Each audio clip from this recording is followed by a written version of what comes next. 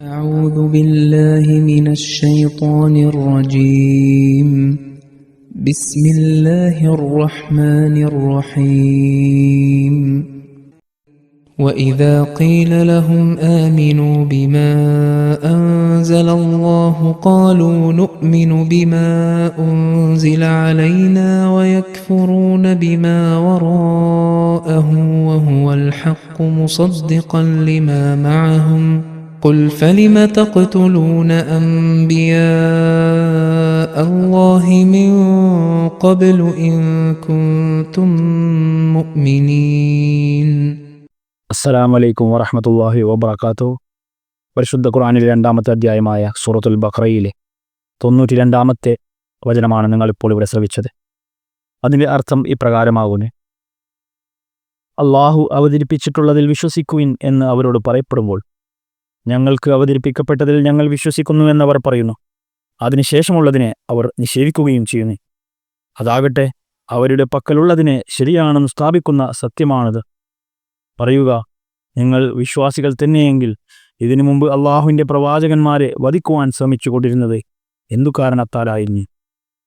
കഴിഞ്ഞ ആയത്തിൻ്റെ വിശദീകരണത്തിൽ പറയുകയുണ്ടായി, യഹൂദന്മാർ വിശ്വാസം സ്വീകരിക്കാതിരുന്നതിൻ്റെ കാരണം അള്ളാഹു തങ്ങളെ ഒഴിവാക്കി മറ്റുള്ളവരിൽ എന്തിനാണ് പ്രവാചകനെ അയച്ചത് എന്നതിലുള്ള അവരുടെ ദേഷ്യമായിരുന്നുവെന്ന്. അതുകൊണ്ട് തന്നെ ഖുർആനിൽ അവതരിച്ചതിൽ വിശ്വസിക്കാൻ അവരോട് പറയുമ്പോൾ അവർ മറുപടി പറയുന്നു, നഅ്മിനു ബിമാ ഉൻസില അലൈന, അതായത് ഞങ്ങൾക്ക് അവതരിച്ചതിൽ ഞങ്ങൾ വിശ്വസിക്കും എന്ന്. എന്നാൽ യഥാർത്ഥത്തിൽ ഈ വാദത്തിലും അവർ കള്ളം പറയുകയായിരുന്നു. അവർ മൂസാ അലൈഹി സ്വലാത്തു വസ്സലാമിൻ്റെ ഗ്രന്ഥത്തിൽ സത്യസന്ധമായി വിശ്വസിച്ചിരുന്നുവെങ്കിൽ നഅ്മിനു ബിമാ ഉൻസില അലൈന, അതായത് ഞങ്ങളിൽ അവതരിച്ചതിൽ ഞങ്ങൾ വിശ്വസിക്കുന്നു എന്ന അവരുടെ പ്രസ്താവനയിൽ അവർ സത്യസന്ധരായിരുന്നുവെങ്കിൽ മുഹമ്മദ് നബി സല്ലല്ലാഹു അലൈഹി വസല്ലമയെക്കുറിച്ച് അവരുടെ ഗ്രന്ഥങ്ങളിൽ കാണപ്പെടുന്ന പ്രവചനങ്ങളെ അവർ എന്തിനാണ് നിഷേധിച്ചത്? സ്വന്തം ഗ്രന്ഥങ്ങളിലെ പ്രവചനങ്ങളെ അവർ കള്ളമാക്കി തള്ളിക്കളഞ്ഞത് തങ്ങൾ സ്വന്തം ഗ്രന്ഥത്തിൽ മാത്രം വിശ്വസിക്കുന്നു എന്ന അവരുടെ വാദം കളവാണ് എന്ന് തെളിയിക്കുന്നു. അവരിൽ സത്യസന്ധത ഉണ്ടായിരുന്നുവെങ്കിൽ അവർ മനസ്സിലാക്കേണ്ടിയിരുന്നത് മുഹമ്മദ് നബി സല്ലല്ലാഹു അലൈഹി വസല്ലമയെ വിശ്വസിച്ചില്ലെങ്കിൽ അത് അവരുടെ സ്വന്തം മതത്തിന് നേരെയുള്ള ആക്രമണമായി മാറും. കാരണം അവരുടെ ഗ്രന്ഥത്തിൽ ഒരു വരാനിരിക്കുന്ന ദൂതനെക്കുറിച്ചും ഒരു പുതിയ ഗ്രന്ഥത്തെക്കുറിച്ചും പറയുന്നുണ്ട്. ആ ദൂതൻ്റെയും ഗ്രന്ഥത്തിൻ്റെയും അടയാളങ്ങൾ മുഹമ്മദ് നബി സല്ലല്ലാഹു അലൈഹി വസല്ലമയിലും ഖുർആനിലും അക്ഷരം പ്രതി ഒത്തുചേരുന്നു.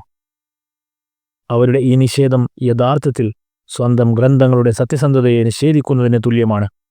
കാരണം അവർ നിഷേധിക്കുന്നതോടെ ആ അടയാളങ്ങളെല്ലാം തെറ്റായിരുന്നു, അല്ലെങ്കിൽ കള്ളന്മാരിലും ആ അടയാളങ്ങൾ കണ്ടേക്കാം എന്ന് പറയുന്നതിന് തുല്യമാകും.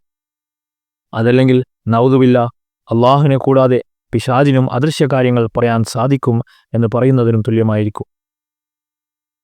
നുഅ്മിനു ബിമാ ഉൻസില അലൈന എന്ന ഈ പ്രസ്താവനയിൽ നിന്ന് ഒരു കാര്യം കൂടി മനസ്സിലാക്കാം. അള്ളാഹുവിൻ്റെ ഭാഗത്ത് നിന്ന് ഒരു വ്യക്തിക്ക് എന്തെങ്കിലും അനുഗ്രഹം ലഭിക്കുകയും അത് ആ സമുദായം മുഴുവനും അതിൽ നിന്ന് പ്രയോജനം എടുക്കുകയും ചെയ്യുമ്പോൾ ആ സമ്മാനം ആ സമുദായത്തിന് മുഴുവൻ ലഭിച്ചതായി കണക്കാക്കപ്പെടുന്നു.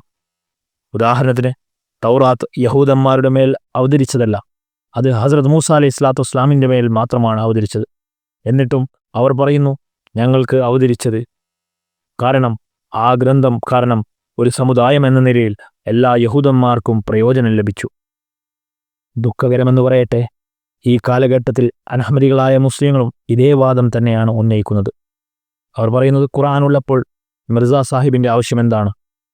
അങ്ങനെ അവരും നഉ്മിനൂന ബിമാ ഉൻസില അലൈന വയക്ഫുറൂന ബിമാ വറാ എന്നതിൻ്റെ ഉദാഹരണമായി മാറുന്നു.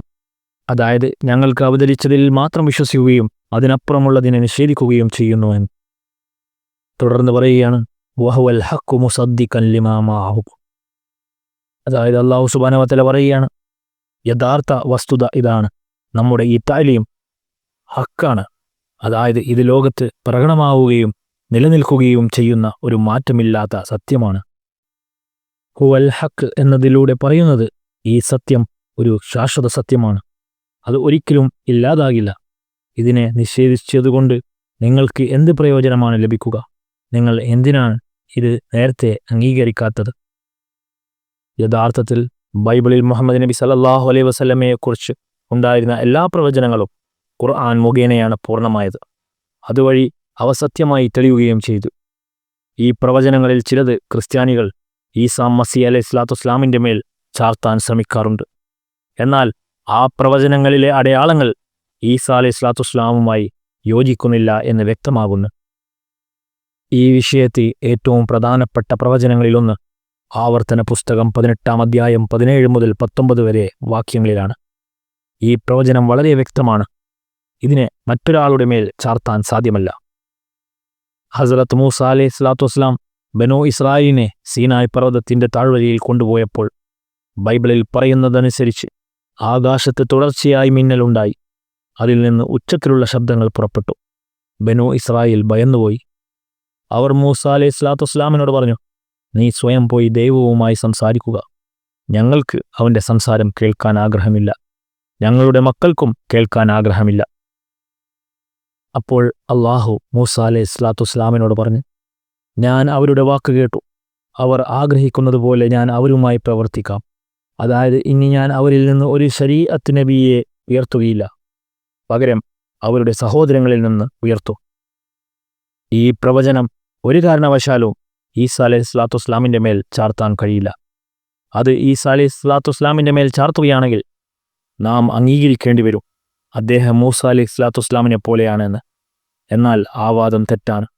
കാരണം ഈസാ നബി അലൈഹി സ്വലാത്തു വസ്സലാം ശരീഅത്ത് പ്രവാചകനായിരുന്നില്ല. മൂസ അലൈഹി സ്വലാത്തു വസ്സലാം ആകട്ടെ ശരീഅത്ത് പ്രവാചകനായിരുന്നു. ഇതിൻ്റെ തെളിവ് ഈസാ അലൈഹി സ്വലാത്തു വസ്സലാമിൻ്റെ ഈ വാക്കുകളാണ്. മത്തായിയുടെ സുവിശേഷത്തിൽ പറയുന്നു, ഞാൻ ന്യായപ്രമാണത്തെയോ പ്രവാചകന്മാരെയോ നീക്കേണ്ടതിന് വന്നു എന്ന് നിരൂപിക്കരുത്, നീക്കുവാനല്ല നിവർത്തിപ്പാനത്രേ ഞാൻ വന്നത്. സത്യമായിട്ടു ഞാൻ നിങ്ങളോട് പറയുന്നു, ആകാശവും ഭൂമിയും ഒഴിഞ്ഞു പോകും വരെ സകലവും നിവർത്തിയാക്കുവോളം ന്യായപ്രമാണത്തിൽ നിന്ന് ഒരു വള്ളി എങ്കിലും പുള്ളി എങ്കിലും ഒരു നാളും ഒഴിഞ്ഞു പോവുകയില്ല. ഇനി വെറുതെ വാദത്തിനു വേണ്ടി ഈസാ അലൈഹി സ്വലാത്തു വസ്സലാമിനെ ശരീഅത്ത് നബിയായി അംഗീകരിച്ചാൽ പോലും അദ്ദേഹം മൂസ അലൈഹി സ്വലാത്തു വസ്സലാമിന് തുല്യനാവില്ല. കാരണം ക്രിസ്തീയ കാഴ്ചപ്പാടിൽ അദ്ദേഹം ശരീഅത്തിനെ ശാപം എന്ന് പ്രഖ്യാപിക്കുകയും സ്വയം ശാപഗ്രസ്തനായി, അതായത് ലാനത്തയായി മാറുകയും ചെയ്തു എന്നാണ്. കൂടാതെ ഈ പ്രവചനത്തിൽ പറയുന്നത് ആ നബി നിന്റെ സഹോദരങ്ങളിൽ നിന്നായിരിക്കും. എന്നാൽ ഇഞ്ചിയിൽ ഈസാ അലൈഹി സ്വലാത്തു വസ്സലാമിനെ ദാവീദിൻ്റെ തലമുറയിൽ പെട്ടവനായാണ് പറയുന്നത്. ഈ പ്രവചനം ഈസാ അലൈഹി സ്വലാത്തു വസ്സലാമിൻ്റെ മേൽ ചാർത്തിയാൽ അദ്ദേഹം ദാവീദിൻ്റെ തലമുറയിൽ പെട്ടവനാണ് എന്ന വാദം തെറ്റായി മാറും. ക്രിസ്ത്യാനികൾക്ക് ഇഞ്ചീലിലെ ഈ വാദത്തെ തെറ്റാണെന്ന് പറയാനും കഴിയില്ല. ചരിത്രപരമായി നോക്കിയാൽ ഈസാ മസീഹ് അലൈഹി സ്വലാത്തു വസ്സലാം ബനൂ ഇസ്രായേലിൽ നിന്നുള്ളവനായിരുന്നു, ബനൂ ഇസ്മായിലിൽ നിന്നുള്ളവൻ ആയിരുന്നില്ല. അതുകൊണ്ട് നിന്റെ സഹോദരങ്ങളിൽ നിന്ന് എന്നതുകൊണ്ട് ബനൂ ഇസ്രായേൽ അല്ല, മറിച്ച് അവരുടെ സഹോദരങ്ങളായ ബനൂ ഇസ്മായിലിൻ്റെ തന്നെയാണ് തീർച്ചയായും ഉദ്ദേശിക്കുന്നത്. ഇനി അഥവാ ഈ പ്രവചനം ഈസാ മസീഹ് അലൈഹി സ്വലാത്തു വസ്സലാമിനെയാണ് ഉദ്ദേശിച്ചിരിക്കുന്നതെങ്കിൽ അദ്ദേഹം സ്വയം അതിൻ്റെ ഉദാഹരണമായി പ്രഖ്യാപിക്കുകയും ഞാൻ മൂസയെപ്പോലെയാണ് എന്ന് വാദിക്കുകയും ചെയ്യുമായിരുന്നു. എന്നാൽ ഇഞ്ചിയിൽ പരിശോധിച്ചാൽ ഈസാ അലൈഹി സ്വലാത്തു വസ്സലാം ഒരിക്കലും മൂസാക്ക് തുല്യനായി താനാണെന്ന് വാദിച്ചതായി കാണുന്നില്ല. പക്ഷേ ഈ വാദം ഖുർആനിൽ വ്യക്തമായി കാണാം. സൂറത്തുൽ മുസമ്മിലിൽ 16-ാമത്തെ വചനത്തിൽ അല്ലാഹു സുബ്ഹാനഹു വ തആല പറയുകയാണ്, ഇന്നാ അർസൽനാ ഇലൈക്കും റസൂലൻ ഷാഹിദൻ അലൈക്കും കമാ അർസൽനാ ഇലാ ഫിർഔന റസൂലൻ. അതായത് തീർച്ചയായും നിങ്ങളിലേക്ക് നിങ്ങളുടെ കാര്യത്തിന് സാക്ഷിയായിട്ടുള്ള ഒരു ദൂതനെ നാം നിയോഗിച്ചിരിക്കുന്നു. ഫിർഔന്റെ അടുത്തേക്ക് നാം ഒരു ദൂതനെ നിയോഗിച്ചതുപോലെ തന്നെ. അതുപോലെ തന്നെ ഈ തുല്യതയെക്കുറിച്ച് സൂറത്തുൽ അഹ്കാഫിലെ 11-ാമത്തെ വചനത്തിലും പറയുക, നിങ്ങൾ ചിന്തിച്ചു നോക്കിയിട്ടുണ്ടോ? ഇത് അള്ളാഹുവിൻ്റെ പക്കൽ നിന്നുള്ളതായിരിക്കുകയും എന്നിട്ട് നിങ്ങൾ ഇതിൽ അവിശ്വസിക്കുകയും ഇതുപോലുള്ളതിന് ഇസ്രായേൽ സന്തതികളിൽ നിന്നുള്ള ഒരു സാക്ഷ്യം വഹിക്കുകയും അങ്ങനെ അയാൾ വിശ്വസിക്കുകയും നിങ്ങൾ അഹംഭാവം നടിക്കുകയുമാണ് ഉണ്ടായിട്ടുള്ളതെങ്കിൽ അക്രമകാരികളായ ജനങ്ങളെ അള്ളാഹു നേർവഴിയിലാക്കുകയില്ല തീർച്ച.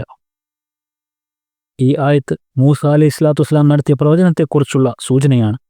ഈ ആയത്തിൽ ആ പ്രവചനത്തെ ഒരു തെളിവായി അവതരിപ്പിക്കുകയും റസൂൽ കരീം സല്ലല്ലാഹു അലൈഹി വസല്ലം മൂസ അലൈഹി സ്വലാത്തു വസ്സലാമിൻ്റെ മസീലാണെന്ന് പറയുകയും ചെയ്യുന്നു. മൂസ അലൈഹി സ്വലാത്തു വസ്സലാം പ്രവചനം നടത്തിക്കൊണ്ട് വരാനിരിക്കുന്ന നബിയിൽ വിശ്വസിച്ചു. എന്നാൽ നിങ്ങൾ നിഷേധിക്കുകയും അഹങ്കാരം കാണിക്കുകയും ചെയ്തു. ഇൻഷാ അല്ലാ ഇതിൻ്റെ ബാക്കി ഭാഗം അടുത്ത ദർസിൽ കേൾപ്പിക്കുന്നതായിരിക്കും. ജസാക്കുമുല്ലാഹു വആഖിറു ദഅവാനാ അൽഹംദുലില്ലാഹി റബ്ബിൽ ആലമീൻ.